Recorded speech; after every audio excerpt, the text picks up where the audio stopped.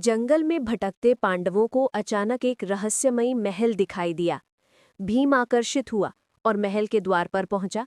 द्वार पर खड़ा दरबान, जो वास्तव में शनिदेव थे, एक शर्त रखता है। 4 कोने हैं, एक ही देखोगे। जो देखो उसका अर्थ बताओगे, नहीं तो बंदी बनोगे। भीम ने शर्त मान ली। पूर्व दिशा में जाकर भीम 3 कुओं को देखता है, एक बड़ा, 2 छोटे।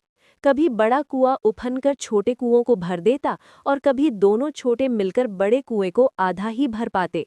रहस्य समझ न आने पर भीम बंदी बना दिया गया। अब अर्जुन पश्चिम कोने में जाता है। एक खेत में 2 फसलें, बाजरा और मक्का, लेकिन प्रकृति उल्टी है। बाजरे से मक्का और मक्के से बाजरा उग रहा है। अर्थ न समझने पर अर्जुन भी बंदी। उत्तर दिशा में नकुल सफेद गायों को देखता है। भूख लगने पर वे अपनी ही बच्चियों का दूध पीती हैं। वो भी समझ नहीं पाता और बंदी बना दिया जाता है। दक्षिण दिशा में सहदेव एक सोने की भारी शिला को देखता है, जो एक छोटे से चांदी के सिक्के पर डगमगाती है, पर गिरती नहीं। उसका भी उत्तर नहीं मिलता और वो भी कैद हो जाता है। चारों भाई न लौटे तो युधिष्ठिर और द्रौपदी महल पहुंचे। युधिष्ठिर ने सभी कोने सुने और उनके अर्थ बताए। भीम का कुआं।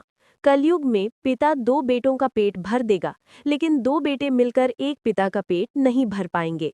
अर्जुन की फसल। कलयुग में वंश, कुल और पहचान बदल जाएगी।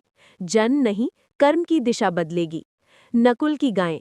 कलयुग में माताएं बेटियों के घर पलेंगी, क्योंकि बेटे सेवा से दूर हो जाएंगे। सहदेव की शिला। कलयुग में अधर्म धर्म को दबाएगा, लेकिन धर्म कभी नष्ट नहीं होगा, बस डगमगाएगा। इतना कहते ही महल, दरबान और दृश्य सब गायब हो जाते हैं। पांडव समझ जाते हैं, ये कोई महल नहीं, कलयुग की भविष्यवाणी का दर्पण था।